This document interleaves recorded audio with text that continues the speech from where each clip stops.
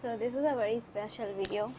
This is about my entire PhD journey, my entire research journey, how I did my 5 years of PhD, and what other things come in between, and what I'm feeling at my convocation and when I receive my degree. So I'll start from a very beginning, from the day one of my PhD, even before that. So my mom wanted to do a PhD, but she couldn't do it because of some reasons. So she always wanted me to complete it. So somehow ये idea एक back of the head में पहले से था कि PhD करनी है. फिर फ्रॉम द वेरी आपका जो सब्जेक्ट फेवरेट होता है वो आपके टीचर की वजह से होता है. जिस सब्जेक्ट का आपका टीचर अच्छा होता है वही सब्जेक्ट आपका फेवरेट होता है, राइट. सो मेरे केस में ये सब्जेक्ट था मैथमेटिक्स, जो मुझे समझ आता था, जिससे मुझे लगता था कि मुझे आंसर्स मिलते हैं. So this is one of the subject जो खुद में सेल्फ एक्सप्लेनेटरी होता था. इसमें सारी चीज़ों के आंसर होते थे, सब लॉजिक होते थे, कुछ भी इधर उधर से नहीं आ जाता था, कुछ भी रटना नहीं पड़ता था.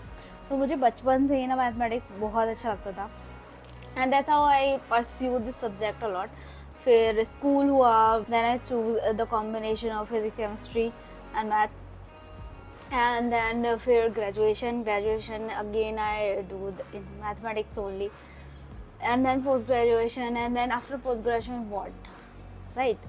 तो बहुत सारे लोग थे जो मेरे बैच में से they went for the job after graduation as well.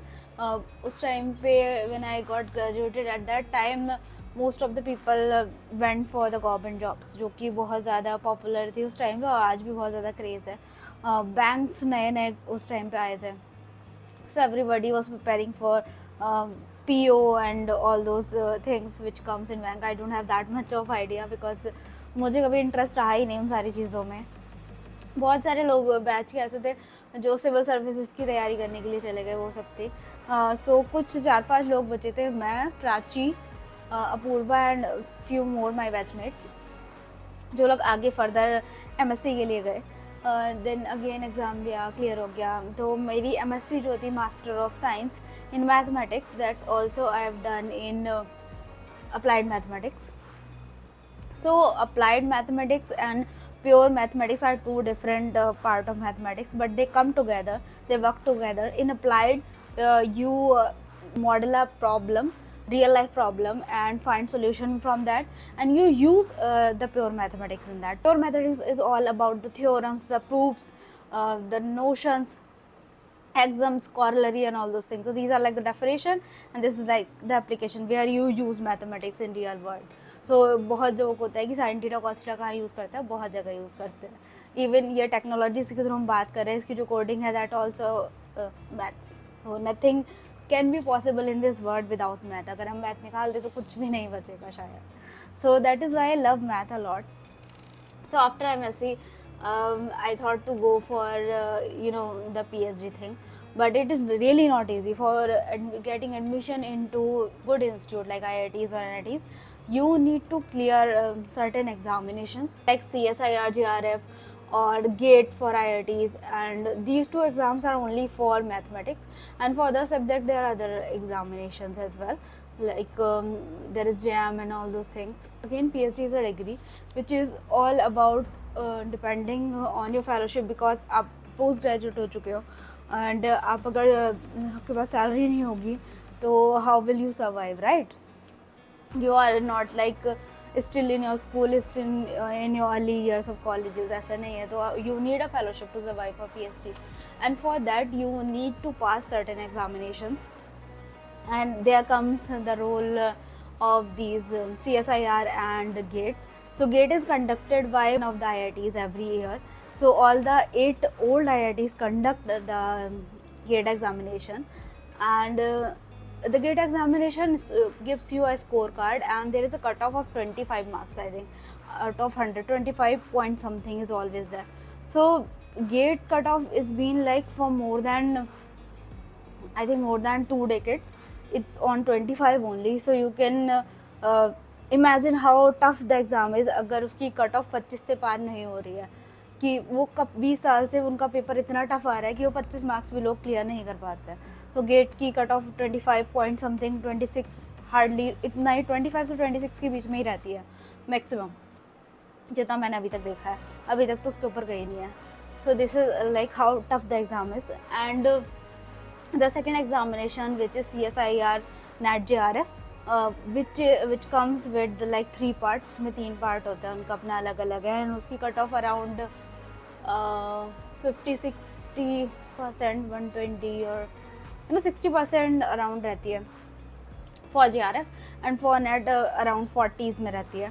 So comparatively दोनों के अलग अलग पैटर्न्स हैं, दोनों का अलग अलग प्रॉब्लम एरिया है, बट सिलेबस भी काफ़ी सिमिलर है, but still I will say it's very different because the type of question NAT JRF gave, they gave you a type of question with multiple choice question, and in which all 4 can be true, all 3 can be true, all 2 can be true, and none of the as well, right? So this is a very tough examination.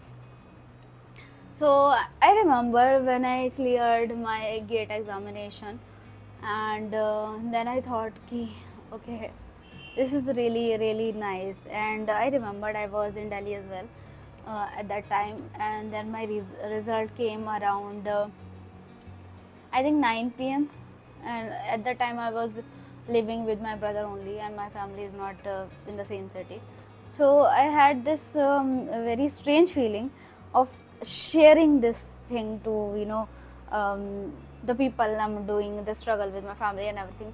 And the people at my family, they sleep very early, so I couldn't call them at the moment because मुझे पता था वो लोग सो गए होंगे. It was just me and my brother, and I have that excitement कि किसको बताया जाए कि हो गया है. तो वो रात, और फिर जब मैं स्टेटस पे मैंने उसको डाला तो बहुत सारे लोग congratulations आए. So I replied to all of them. तो मुझे उस रात में नींद नहीं आई बिकॉज वो एक्साइटमेंट इतना ज़्यादा था कि फाइनली जिस चीज़ का वेट कर रहे थे, I prepared for it for good 1 year, and then I got it.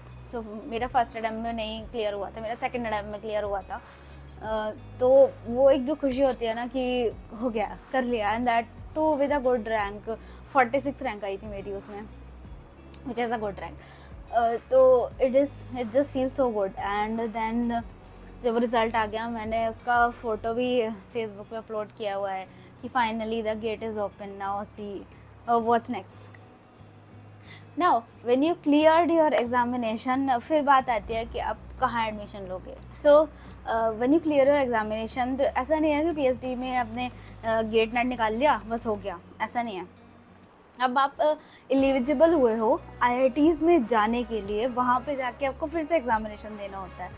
So most of the IITs का क्राइटेरिया ये है कि वो अपना कट ऑफ निकालते हैं, आइदर इतना रैंक होना चाहिए या गेट है तो इतना स्कोर होना चाहिए, एंड फिर आप वहाँ अपना एप्लीकेशन सबमिट करोगे, they will short list you. और फिर जब आप वहाँ पे जाओगे तो उनके एग्जामिनेशन होता है, उनका टेस्ट होता है. तो आप रिटन टेस्ट होगा पहले वहाँ पे, वो क्लियर करोगे, फिर कहीं पे 2 इंटरव्यूज़ होते हैं, कहीं पे सिंगल इंटरव्यू होता है. Like first is common interview in which they ask common mathematics problem whatever they want to ask, and second will be they ask you what are the subject you are comfortable with, और फिर वो उससे पूछेंगे. So कहीं पे 2 rounds होते हैं, कहीं पे 1 राउंड होता है, बट रिटन एग्ज़ाम हर जगह पर ही होता है. So मेरे टाइम पे ये हुआ था, मैंने बहुत सिलेक्टिव ही IITs में अप्लाई किया था. I applied at Bombay, and क्योंकि मुझे साउथ नहीं जाना था तो मैंने IIT मद्रास और उस साइड का कुछ भी अप्लाई नहीं किया था. मैंने बॉम्बे अप्लाई किया था, रुड़की अप्लाई किया था, रोपड़ अप्लाई किया था, दिल्ली अप्लाई किया था, IIT जबलपुर अप्लाई किया था क्योंकि वहाँ पे कुछ फैमिली मेम्बर्स रहते थे, एंड IIT BHU अप्लाई किया था. तो मैंने 5 जगह अप्लाई किया था. अब उन 5 जगह में से गांधीनगर ऑल्सो आई अप्लाइड, तो 6 जगह हो गया. उन 6 जगह पे से एक दिन में मेरा, I don't know why they do it, they crash your interviews like IIT Ropar, IIT Roorkee, IIT BHU, all 3 in 1 day. तो इन तीनों IITs का एग्ज़ाम एक ही दिन में था. सो आई हैव टू चूज़. और उस टाइम पे मई और जून, मई में होते हैं ये सारे एग्जामिनेशंस. सो वो 10 या 15 दिन पहले ही आपको बताते हैं, कंफर्म करते हैं कि you are short listed and this is your interview date और this is your written exam date. So I was roaming around in circles. So first interview मैं देने गई थी गांधीनगर, तो वहाँ पे रिटर्न हो गया, then I went for the interview. तो वहाँ पे इंटरव्यू था, वहाँ पे मैं एक लड़की से मिली थी, भावना, जो मेरी काफ़ी अच्छी फ्रेंड बन गई है। मैं उसे केवल उसी दिन इंटरव्यू के टाइम पे ही हम मिले थे, फिर हम उसके बाद साथ में थोड़ा सा हमने अहमदाबाद एक्सप्लोर किया था, और फिर मेरी ट्रेन थी, उसकी फ़्लाइट थी, एंड देयर वाज वन, हो गॉड, मेरी लाइफ की अपने वेटिंग रूम में कितना समय बिताया होगा किसी ट्रेन के लिए, 1 घंटा, 2 घंटा, 4 घंटा, 5 घंटा, मैंने 15 घंटा बिताया था। And I was alone there. वो मेरा पहला टाइम था जब मैं सोलो कहीं घर से बाहर निकली थी, so I was also not that much comfortable. और ट्रेन ऐसे डिले नहीं हो रही थी कि सीधे 15 घंटे, नहीं, 1 घंटा डिले, 2 घंटा डिले, फिर आधा घंटा डिले, फिर 2 घंटा delay. So my train was suppose to come at around 7 PM, but जो मेरी ट्रेन आई थी वो 12:30 PM आई थी अगले दिन। तो मुझे पूरी रात वेट करना पड़ा, आधा दिन वेट करना पड़ा, और फिर मेरी ट्रेन थी। एंड मेरा टिकट था स्लीपर वाला उस समय, तो मेरे पास वो AC वेटिंग रूम में नहीं थे, कॉमन वेटिंग रूम था, और वहाँ पे मतलब बस एक इतनी सी सीट ही थी जहाँ पे आप उसी सीट पे बैठो, अपना फ़ोन चार्ज करो, जो करना है वहीं पे करो, क्योंकि I don't know why, but Gujarat eight that time was so populated, और बेसिकली होता ही है रेलवे स्टेशन पे, इट्स नॉट अबाउट गुजरात, हर जगह पे ही होता है। तो आपको इतनी जगह भी नहीं है इवन एट द नाइट कि आप थोड़ा सा ऐसे करके टिक भी जाओ, यहाँ पे भी बंदा बैठा हो, यहाँ पे भी बंदा बैठा हो। मैंने स्ट्रेट बैठ के जैसे तैसे वो 15 घंटे पार किए। वो मेरी लाइफ का लाइक सबसे लंबा वेट था किसी ट्रेन के लिए, कहीं जाने के लिए। एंड फिर मैं फाइनली वहाँ से जबलपुर गई, मैंने वहाँ पे IIIT जबलपुर में रिटन क्लियर किया, इंटरव्यू क्लियर किया, वहाँ पे मेरा क्लियर हो गया।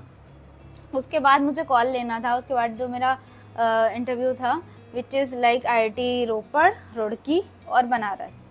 सो मेरा जो टिकट था वो वो रुड़की का था, एंड वो मेरा वेटिंग रह गया था, दैट वॉजंट क्लियर। जबलपुर से रुड़की वॉज क्वाइट फार, तो वो मैं कर नहीं पा रही थी, मेरे को समझ नहीं आ रहा था क्या होगा। बट फिर वहाँ पे मैं जिसके घर पे रुकी हुई थी, my friend, she suggested me कि चलो तुम बनारस जाओ, बनारस अच्छा है, and Banaras it's good than Ropar and all those things. So मैं वहाँ से बनारस आई, और वो भी एक अलग अपने आप में एक जर्नी है। फिर हम पहुँचे अपने Banaras Hindu university, IIT BHU। मैं पूरी रात जगी हुई थी, मैं सोई नहीं हूँ, मेरा जाके फर्स्ट रिटन एग्ज़ाम है। तो मैं गई वहाँ पे, मैंने अपना पूछा, रोल नंबर में नंबर देखा।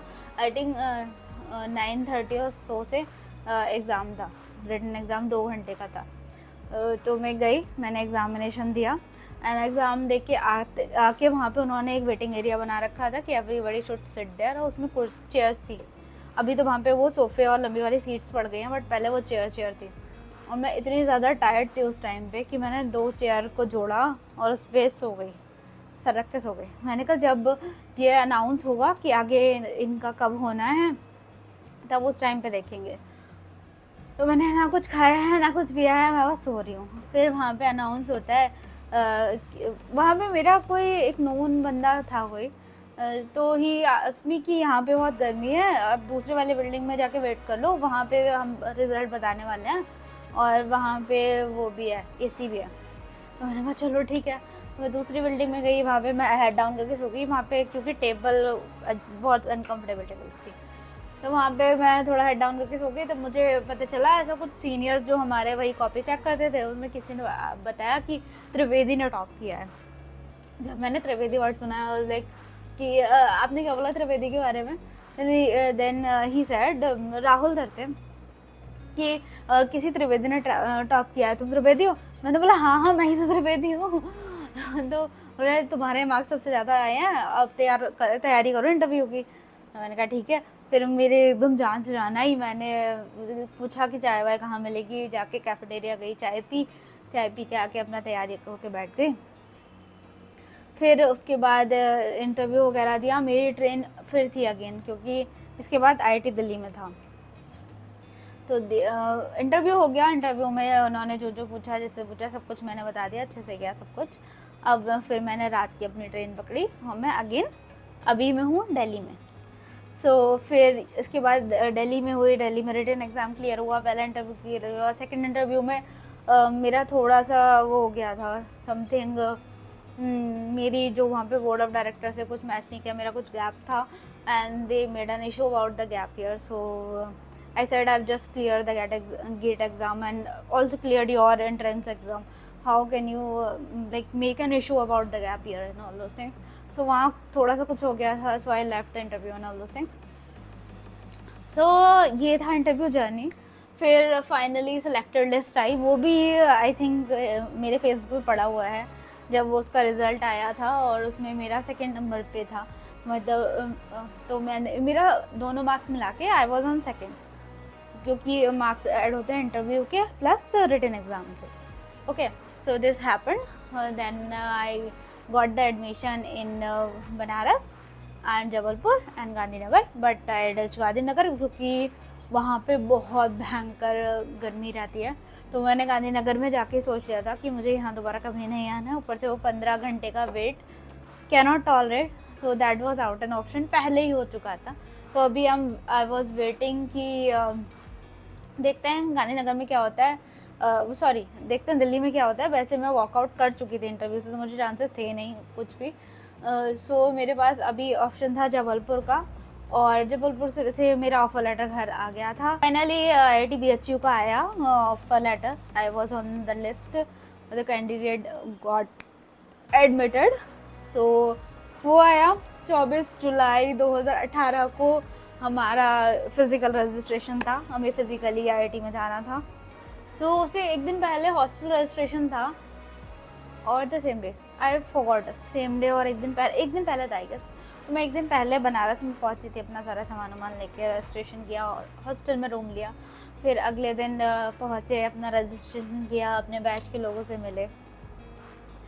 उस दिन खुशी थी कि फाइनली IIT में आ गए हैं, एंड रिसर्च के बारे में कुछ नहीं पता था, सच की एक्चुअल रिसर्च क्या होती है अभी तक। जितना मास्टर्स में जो था that was very different from the PhD। Surrender तो कर गए थे ऐसी जगह पर। फिर शुरू के 6 महीने कोर्स वर्क हुआ, कोर्स वर्क वॉज फन, उसमें आप बहुत सारे फ्रेंड्स से मिलते हो, बहुत सारे कॉलेज इवेंट्स होते हैं, जो हमारा एनुअल फेस्ट होता है, काशी यात्रा वॉज देयर, सर्टनेलिया, टेक्निक्स, बहुत सारे DJ नाइट्स होते हैं। सो बहुत फन वाले 6 महीने गए, और जैसे 6 महीने ख़त्म होने पे आए, और फिर जब आपका शुरू हो जाता है रिसर्च वाला फेज़, जब आपको आपका गाइड असाइन होता है, आपको आपका गाइड आपको पूछता है what you want to do, and then he give you certain things to read, and जब रिसर्च शुरू होती है, it's a very good, it's a very different experience, it is very different. कुछ नहीं पता होता कि आप कर क्या रहे हो। फॉर एग्जाम्पल पहले आपको पता है कि मैं एक सिंपल एग्जाम्पल दूंगी कि हाउ रिसर्च वर्क्स, कि आपको सम पता है 2 + 2 4 होते हैं, दिस इज मैथमेटिक्स, बट 2 + 2 4 ही क्यों होता है, why not there 6, why not there 5, is there a possibility they could be 0 और 1, सो दिस इज रिसर्च। आप एक चीज़ के ऊपर देखते हो कि अगर वो ऐसे वाई डायरेक्शन में एग्जिस्ट करता है, क्या वो Z में कर सकता है, क्या वो X में कर सकता है, क्या वो X+1 में कर सकता है, like this, these are the questions. And यहाँ पे क्या होता है कि आपका रिसर्च क्वेश्चन आप खुद ढूंढोगे, आपके रिसर्च क्वेश्चन का सॉल्यूशन आप ढूंढोगे, आपके सॉल्यूशन को वेरीफाई आप करोगे, आपके वेरीफाई किए हुए सॉल्यूशन को एक फॉर्मेट में आपको लिखना है, और देन अब you have to convince your reviewer or the journal that your research added some value to the their journal or the society, and why it's valuable. So this is a very overwhelming experience. कई बार ऐसा होता है कि आप एक problem के ऊपर लगे हुए 2 महीने हो गए, 3 महीने हो गए, आपको डायरेक्शंस भी नहीं पता होती कि आप सही डायरेक्शन में जा रहे हो, गलत डायरेक्शन में जा रहे हो। मुझे याद है जब मैं पहला अपना पेपर कर रही थी, मैंने 2-3 महीने तक एक पेपर पे काम किया, and then I got to know one day कि एक सिली मिस्टेक की वजह से जो मेरा इनिशियल सॉल्यूशन जो हम लैड करते हैं वो गलत था, क्योंकि मुझे उस समय आइडिया था ही नहीं कि कैसे सॉल्यूशन लैड करते हैं, कैसे सोल्यूशन सपोज किया जाता है। मेरी 3 महीने की कैलकुलेशन वो ख़राब हो गई, क्योंकि मेरा जो ग्राफ्स आ रहे थे वो वैसे नहीं आ रहे थे जैसे आने चाहिए, एंड ऑफ कोर्स वो गलत आते क्योंकि सोल्यूशन ही गलत अज्यूम करके मैं चल रही थी। सो ऐसा होता है। फिर एक बार एक प्रॉब्लम की मैं प्रोग्रामिंग कर रही थी, उस प्रोग्रामिंग में मुझे 6 से 7 महीने लगे थे अपने प्रोग्राम में फॉल्ट ढूंढने के लिए, क्योंकि प्रोग्राम आपने लिखा है और वो प्रोग्राम ऐसा नहीं होता है 1 लाइन का 2 लाइन का प्रोग्राम होता है, कभी कभी it's of hundreds of lines, right.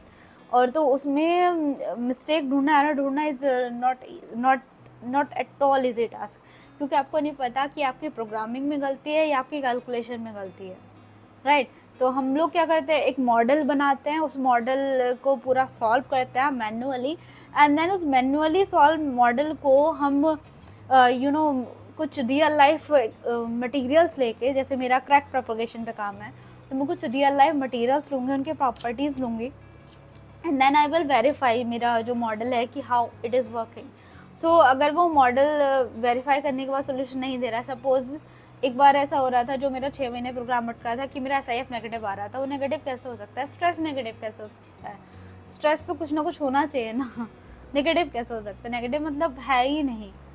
सो बहुत बार ऐसा होता है कि आप एक लूप में घूमते रहते हो, आप सुबह उठ के वही प्रोग्राम चला रहे हो, शाम तक कर रहे हो कि कुछ कुछ चेंजेस हर बार आप एक हिट एंड ट्रायल होता है, वो आप हर बार कर रहे हो। कई बार रिजल्ट मिल जाता है, कई बार नहीं मिलता, और जब वो सुबह से शाम तक करने के बाद भी रिजल्ट नहीं मिलता, तो जो डिसअपॉइंटमेंट होता है ना यार, बहुत ज़्यादा ख़राब होता है, बहुत ज़्यादा ख़राब होता है। सो वो वही, अगर वो काम कर जाए तो जो खुशी होती है उस दिन, आपको सब समझ लो कि सुकून की नींद आने वाली है, वरना तो नींद तो हराम हो चुकी है। PhD में नींद के बारे में तो भूल जाओ कि आएगी अच्छे से चैन से, मुझे तो नहीं आई। सो आई डोंट नो।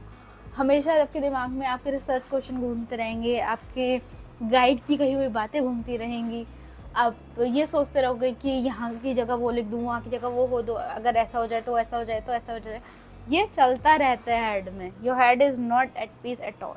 और कई बार ऐसा होता है, आप सोचते रहते फिर अचानक से आपको सोल्यूशन भी मिल जाती है कुछ चीज़ों के। So it's good, it's bad, it's like that, but it's very overwhelming. I think हर एक बंदे की PhD जर्नी में एक ऐसा मोमेंट ज़रूर आता है जब वो इट्स अपना एक लोएस्ट बॉटम हिट करता है, एंड उस मोमेंट पे फ्रस्ट्रेशन इतनी ज़्यादा बढ़ जाती है, स्ट्रेस इतना होता है कि वो सोचता है कि अब नहीं हो पाएगा, and like this is it, अब नहीं कर सकते इसके आगे। एंड उस मोमेंट पे अगर उसके पास कोई सपोर्ट सिस्टम है, कोई बंदा है ना उसको कहने वाला कि नहीं तो कर लेगा, नहीं तो उससे हो जाएगा, तो एक बार और ट्राई कर, अच्छा तो रुक, रेस्ट कर, फिर ट्राई कर, तो वो इंसान ना मतलब बहुत ज़्यादा इम्पॉर्टेंट है मेरे लिए। वो मतलब मेरी मम्मी है, मेरा भाई है, तो मेरी family is been very supportive for me कि नहीं तू कर लेगी, तू स्ट्रेस मत कर, तू कर लेगी, तू आज चिल कर, कुछ मत कर, रिलैक्स कर एक दिन के लिए, कल से शुरू करना, फ्रेश माइंड से शुरू करना। तो मेरे लिए मेरी फैमिली ने बहुत ज़्यादा मुझे सपोर्ट किया है, मुझे हमेशा उठा के बिठाया है कि नहीं, you can do it, you have to do it, you have the calibre for this. So उस एक इंसान का होना बहुत ज़्यादा ज़रूरी होता है आपकी लाइफ में। वो कोई भी हो सकता है, आपका मेंटर हो सकता है, आपका गाइड हो सकता है, आपका लैबमेट हो सकता है। सो हर एक जो भी बंदा एक PhD जर्नी से गुजरता है ना, उसके ऊपर मेंटल प्रेशर बहुत ज़्यादा होता है, बहुत ही ज़्यादा होता है, कि आपको पता नहीं है कि आपकी जो प्रॉब्लम है वो कब कोई और दूसरा बंदा सॉल्व कर दे, right. You are working, a lot of people are working on the same problem. Conferences में जाते हैं, अपनी प्रॉब्लम प्रेजेंट करते हैं, बाकी लोग भी अपनी प्रेजेंट करते हैं, तो अवेयरनेस तो बढ़ती है ना, राइट। तो you have to be up to date, you have to be in the time, you have to be in the race, and this is very overwhelming, क्योंकि खाने पीने का सब कुछ आपका nothing is really working good with you। So एक support system का होना पूरे PhD में बहुत ज़्यादा ज़रूरी है। For that I thank my family for being there with me entire time, जब भी मैंने लो फील किया है, जिस टाइम भी मैंने लो फील किया है। So yeah, I'm getting a little emotional, but so my family plays a very important role in this, thing, and sometimes my guide also supported me. He was like नहीं हो जाएगा, नहीं हो जाएगा, and then finally हो गया. फिर when then I gave my pre-PhD examination in January this year only. Then I wrote my thesis, and मेरी thesis में I was really happy that आपको ये जो thesis होती है PhD वो 6 एग्जामिनर्स के पास जाती है, इसमें से 2 एग्जामिनर आउट ऑफ इंडिया होते हैं, फॉरेन एग्जामिनर्स होते हैं, 4 एग्जामिनर्स आपके इनसाइड द नेशन होते हैं जो आपकी इंडिया के अंदर होते हैं. अब उनका कुछ क्राइटेरिया होता है कि none of them have any paper with you, और कोई आपके साथ में कोलैबोरेटर नहीं होना चाहिए आपके रिसर्च में, ऑल दोस थिंग्स, वो सारे क्राइटेरियाज होते हैं. सो मेरी थीसिस इन भी लोगों के साथ गई थी. मेरे Indian examiner was from IIT Delhi only, professor from IIT Delhi, and he was really good. So मेरी थीसिस में कोई करेक्शन नहीं आया, जबकि जनरली हर एक बंदे की थीसिस में करेक्शन आता ही आता है. जितनी थीसिस मैंने अभी तक देखी है सबकी थीसिस में कुछ ना कुछ करेक्शन आता ही आता है, बट मेरी थीसिस में कोई करेक्शन नहीं आया. I am really happy for that and feel so good when जब मुझे सर ने बताया कि तुम्हारी थीसिस में कोई करेक्शन नहीं है एंड एक कैटेगरी में तुम्हारी थीसिस ग्रेड होके आई है. So happy. Then I finally gave my thesis to print, उसको प्रिंट करने के लिए दिया. And I will show you just for a minute. So this is how my thesis is looking like. ये इतने पेजेस की जो आप बुक देख रहे हैं, ये पेजेस, ये सारे पेजेस मैंने खुद लिखे हैं. ये मेरी खुद की रिसर्च है. आई मीन तो ये हमारा इंस्टीट्यूट का लोगो है, नीचे आप BHU का वो देख सकते हो. And then this is the title of my PhD, mathematical study of sudden-crack propagation problem in composite orthotropic media, Doctor of Philosophy by Neha Trivedi. So this is the entire thesis जो मैंने लिखी. फिर ये hard cover दिया क्योंकि इसकी 5-6 copy जमा होती हैं, जिसमें एक आपके सुपरवाइज़र के पास, लाइब्रेरी के पास, आपके जो RPEC मेंबर्स होते हैं उनके पास, ऐसे करके सबको डिस्ट्रीब्यूट होती है. And this copy is for me. So उसके बाद होता है आपका final examination. Final viva was जो था मेरा ऑन 18 सितंबर. और फिर आपका जो एक्सटर्नल होता है वो डिसाइड करता है कि क्या आपने अपनी थीसिस अच्छे से डिफेंस करी है, क्या आपको PhD की थीसिस देनी चाहिए, क्या आपको PhD की डिग्री देनी चाहिए, क्या आप डिज़र्व करते हैं टू बी अ डॉक्टरेट. सो पहले वाइवा हुआ, फिर उसके बाद कैंडिडेट को थोड़ा रूम से बाहर निकाल देते हैं. जो भी आपकी बेंच होती है वो डिसाइड करती है कि द कैंडिडेट इज़ वर्दी फॉर PhD और नॉट. फिर उसके बाद मुझे दोबारा रूम में बुलाया गया. And the way my external announced is really awesome. He said कि सो Neha Trivedi, we will give you the license to be a doctor now. You have successfully defended your thesis. And I was so happy to listen. I still when I recall this sentence what professor said, it has made me so happy.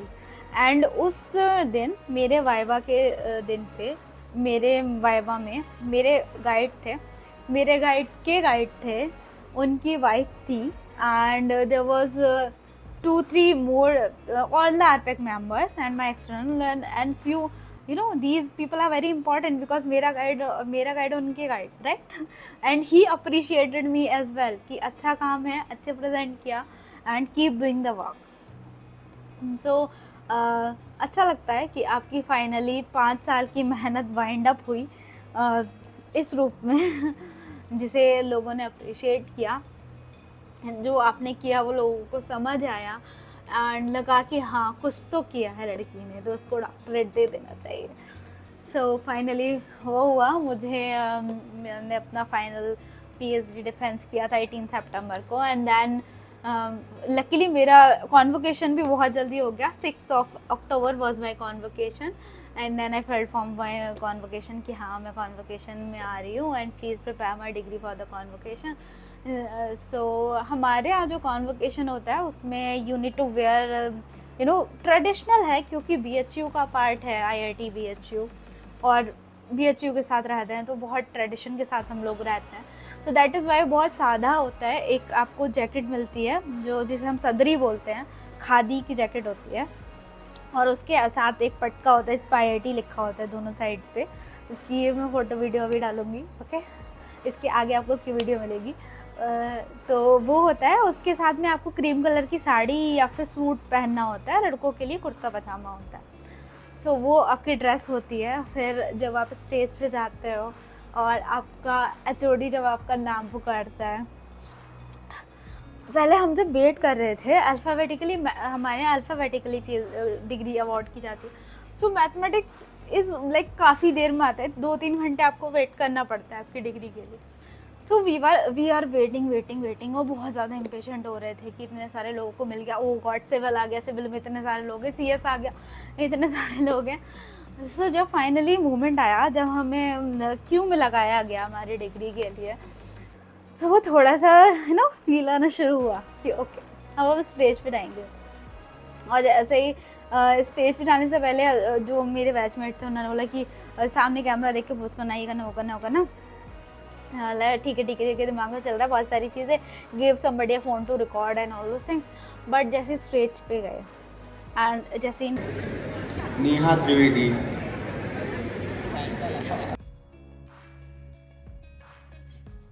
नाम आया, Neha Trivedi, and मैं वहाँ से चल के गई, मेरे अंदर से दिल ऐसे धड़ धड़ धड़ धड़ हो रहा था, I don't know why, but ऐसा हो रहा था। और फिर हमारे जो डायरेक्टर सर हैं उन्होंने हमें डिग्री दी, हमने डिग्री ली, फ़ोटो खिंचाया और वापस आ गए। तो 2-3 सेकंड के मूवमेंट के लिए ना, we waited for like 3 to 4 hours, और वो वर्थ इट था। So when you get your degree, for the convocation is very important and very the moment you will never forget। फिर हम अपने उसके बाद डिपार्टमेंट गए, हमने सेलिब्रेट किया, पटका वटका घुमाया, जितनी फैकल्टीज थी उनके साथ फ़ोटो वोटो लिए, and we came back to our home. हाँ, so this is how my entire PhD ended। few things to take away। Patience बहुत ज़्यादा सिखाया है PhD ने, बहुत ज़्यादा, बहुत ज़्यादा सिखाया। आई थिंक हर एक कैंडिडेट जो भी PhD जर्नी के अंदर है वो पेशेंस सीख ही जाता है, क्योंकि आप इतनी बार गिरते हो, उठते हो, चलते हो कि आपको वो आ जाता है अपने अंदर कि हाँ ठीक है, ओके, 1 more टाइम।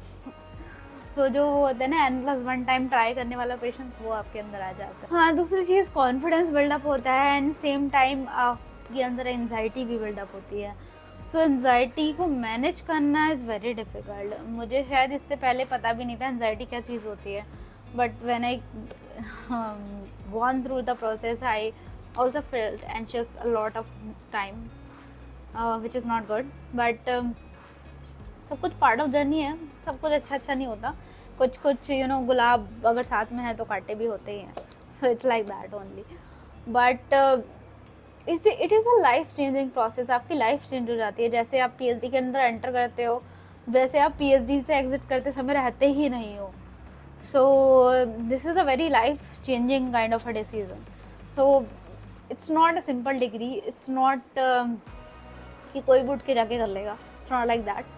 बहुत पेशेंस चाहिए होता है, बहुत डेडिकेशन चाहिए होता है, एंड एक मोटिवेशन की बहुत ज़्यादा ज़रूरत होती है सेम चीज़ करने के लिए एवरीडे। क्योंकि जैसे मैंने बताया, एक बार मेरा कोड तो 6 महीने तक अटका रहा था, उसके साथ में और चीज़ें कर रही थी, बट आपका मेन फोकस वही रहता है कि कोड क्यों नहीं काम कर रहा। सुबह उठते हो, सेम कोड में लग जाते हो, शाम तक अगर कुछ होता है ठीक तो नहीं है ठीक, फिर अगले दिन सेम वही करना है। सो मोटिवेशन की बहुत ज़्यादा ज़रूरत होती है। Lack of motivation is very common, क्योंकि सेम चीज़ करोगे आप तो वो बोर होने लग जाओगे। सो वो सारी चीज़ें हैं, और self motivation is very important. खुद को ही मोटिवेट करना होता है, कोई और करेगा नहीं, आपका खुद का काम है, आपकी खुद की डिग्री है। आप 1 साल में करो, 2 साल में करो, 50 साल में करो, राइट, किसी को फ़र्क पड़ने वाला है नहीं, आपके अकेडमिक ईयर लॉस हो रहे हैं। So you have to look after your degree, you are the only one who is responsible for your degree. Like और सब्जेक्ट्स होते हैं, जैसे कोई भी अदर एग्जामिनेशन वाली डिग्रीज़ नहीं है ये, लाइक BTech, MTech और any graduation post graduation degree is not like that कि आपको एक फिक्स टर्म एक सेमेस्टर है, उसके बाद आपका एग्ज़ाम है, वो एग्ज़ाम पास हुए तो पास, फेल हुए तो फेल, ऐसा नहीं है। ये आपका एग्ज़ाम है, आपकी लाइफ है, आपकी डिग्री है, आपको करनी है और सिर्फ आप ही से कर सकते हो। So yeah I have done it and thank you so much for listening me. I would like to thank everybody जिसने भी मेरे को थोड़ी सी भी हेल्प करी है, चाहे वो हमारे जो वॉचमैन अंकल थे, तो मुझे चाय पीने की आदत भी पीएचडी में ही पड़ी थी। सारे लोग 4 बजे चाय पीने जाते थे, हमारे पास एक दिन पैसे नहीं थे तो हमने उनसे पैसे लिए थे, तो thank you. So anybody who helped me even a little bit in my journey of these entire 5 years. I just thank each and everyone, all the people from my hostel, all my lab mates, my seniors, my juniors, my guide, my faculty members, my HOD, my director, anybody who helped me even a bit. I am grateful for them, and biggest thanks to my family and my new family as well. So, and you guys for listening me till now, and this is me signing off as a doctor now. So thank you for listening, and bye bye.